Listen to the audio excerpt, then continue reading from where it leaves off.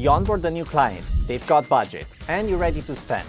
But you open their brand new Facebook ad account and see a daily spending cap of $50. That's what Meta does to a fresh ad account. And if you're an agency cycling through new client accounts regularly, you've probably run into this problem more than once. You can't just throw money at a new account and expect Meta to let you scale on day one. It doesn't work like that. The spending limit on new accounts usually ranges from $25 to $50 per day. That's it. It doesn't matter if your client just signed a $10K monthly retainer. Meta needs to trust the account first, and that trust gets earned over roughly 30 days. So what I'm going to do in this video is walk you through the exact playbook for those first 30 days, week by week. How to set up the account properly so nothing breaks later, when to launch your first campaigns, how to read the data once it starts coming in, and how to get those spending limits lifted so you can scale.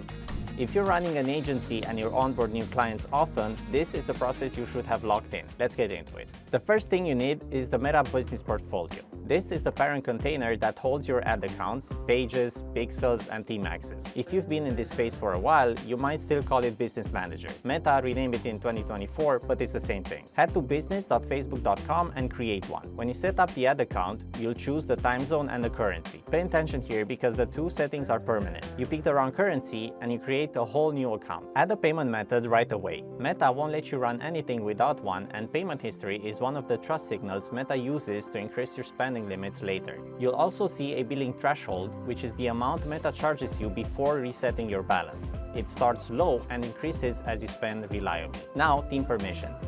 Meta gives you 3 roles on ad accounts: admin, which is full control over billing and settings; advertiser, which can create and manage campaigns but can't touch account settings; and analyst, which is view only. Sign the minimum each person needs and turn on 2-factor authentication for everyone with access. I know that sounds obvious, but it's still the #1 reason accounts get compromised. And here's the step a lot of agencies push to the back of the queue: business verification. You submit legal documents confirming the business identity, and Meta uses them as one of its strongest trust signals when lifting spending limits. Don't wait on this. Start in week 1 because it can take a few days to process, and the sooner it clears, the sooner those caps start moving. Okay, now tracking. Your ad account exists, but without tracking installed, Meta has no idea what happens after someone clicks an ad. You need 2 things: the Meta Pixel and the Conversions API. The Pixel is a piece of code on your website that records visitor actions like page views, add to carts, purchases, and form submissions. It sends that data back to Meta so the algorithm learns which users are likely to convert. Without it, you're spending blindly. But the Pixel alone isn't enough anymore. Since Apple's iOS 14.5 update, browser-based tracking has lost a big chunk of its accuracy. The Conversions API sends conversion data directly from your server to Meta, bypassing browser restrictions entirely. Treat it as a required day 1 on every client account you set up. Complete domain verification in Events Manager too. It confirms domain ownership and is necessary for full tracking on iOS devices. Okay, now a quick question for the comments, by the way. How many of you still have client accounts running without Conversions API? I'm genuinely curious. Drop a number below. Okay, now your foundation is solid.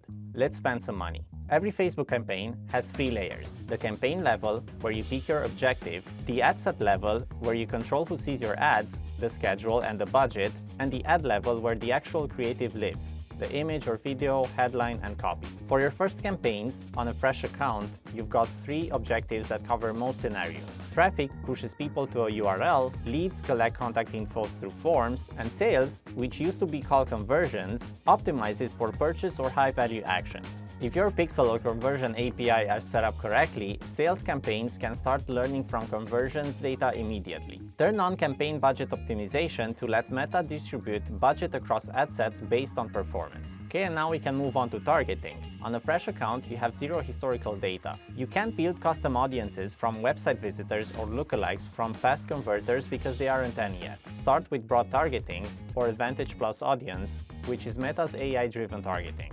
I know broad feels wrong when you know exactly who the customer is, but the algorithm needs those initial conversion signals before narrow targeting becomes effective. The retargeting audiences come later. We'll build those in week 3. Here's some context on why you're doing this on Meta specifically. Triple Whale's data shows that e-commerce brands allocated about 68% of their total ad spend to Meta in 2025. This is still the dominant paid media channel for most of the clients you're working with. For creative, creative, you've got image ads, video ads, carousels, and Reels ads. On a new account with a tight early budget, image ads are the fastest way to test. But know that UGC-style Reels placements are delivering CPMs 10 to 30% lower than feed right now. Design everything for mobile. Mobile-optimized campaigns deliver 60% higher engagement than desktop-design creative. Vertical or square ratios, large readable text, clear CTAs, visible without tapping. Now the budget reality. With a $50 per day cap, you're probably running at $10 to $25 per day running this phase. The global average CPC dropped to about 85 cents as of January 2026. At $10 a day, that's roughly 9 to 12 clicks. Enough to start feeding the algorithm, but not enough to draw big conclusions. And heads up, Meta can spend up to 55% more than your daily budget on any given day, averaging it out over the week. This recently increased from the old 25% cap. So if you set $10 per day and see a $17 charge, that's normal, don't panic. Hey, everyone, what's the procedure?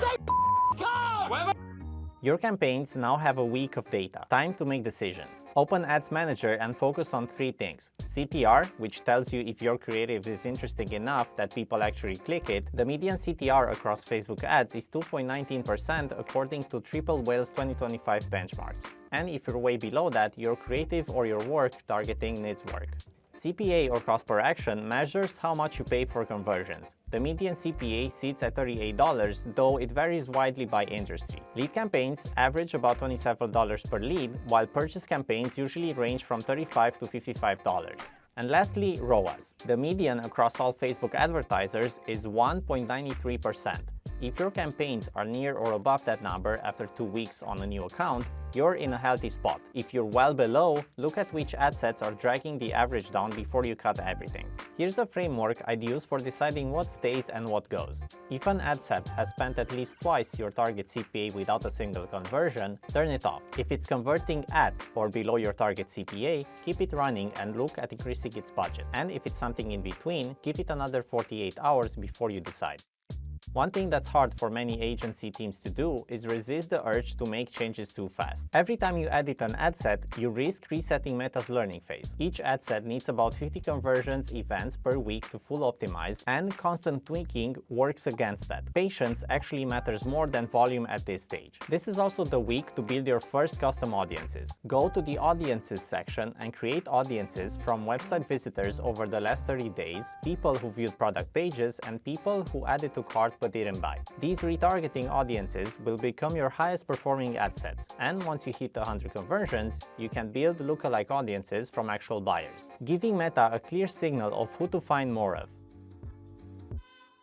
Meta's warm-up period for new accounts is roughly 21 days. During this window, the platform gradually lifts your daily spending limits based on consistent payment history, policy compliance, and stable ad performance.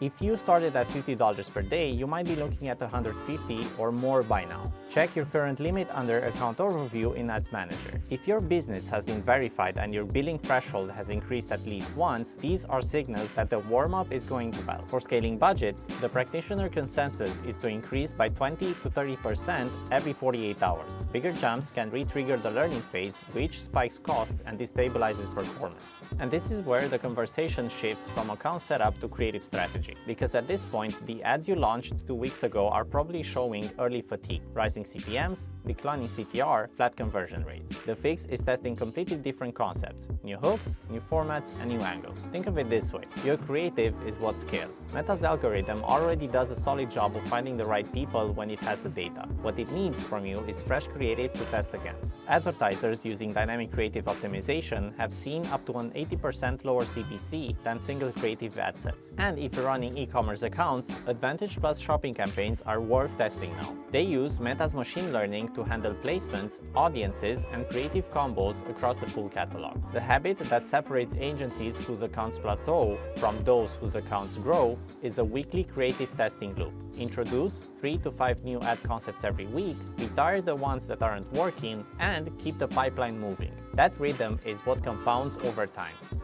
Now, here's where most agencies hit a wall. You know you need to test 3 to 5 new concepts per client every week. Multiply that by 10 or 15 clients, and you're looking at 30 to 75 new ad concepts per week. That's a serious production load. Hiring more designers gets expensive fast. Freelancers require coordination. The bottleneck is creative production. And this is where AdMove fits in. AdMove is an AI agent that generates ad creatives, including video ads, image ads, scripts, and hooks directly from your product data. You connect the client store, and the AI runs product intelligence on the actual products, analyzes reviews, competitor angles, and brand context, and then generates ready-to-publish creatives. For agencies, the part that matters most is that every client gets their own brand system, isolated brand kits with their colors, voice, and visual identity, so the output stays on brand for each account without you manually checking every asset.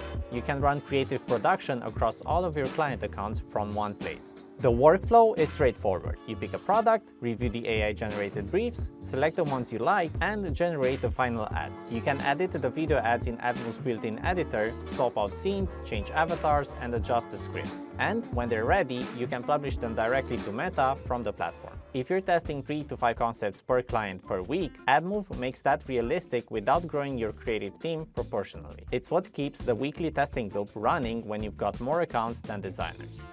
So that's the 30-day playbook. Week 1, you build your foundation with your business portfolio, tracking, and verification. In week 2, you launch your first campaigns with broad targeting and realistic budgets. In week 3, you read the data, kill what isn't working, and build your retargeting audiences. And finally, in week 4, you scale budgets gradually and shift your focus to creative testing and the real growth lever. If you're an agency, the biggest takeaway is that the first 30 days are about earning Meta's trust so you can actually spend when you need to. Rush it and you'll hit walls. Follow the process and you'll come out of month 1 with a warmed up account, real data, and a clear path to scale. So drop a comment below and tell me, what's the biggest problem you fit onboarding a new client onto Meta? I'd like to hear what the actual pain points are. Thanks for watching, and I'll see you on the next one.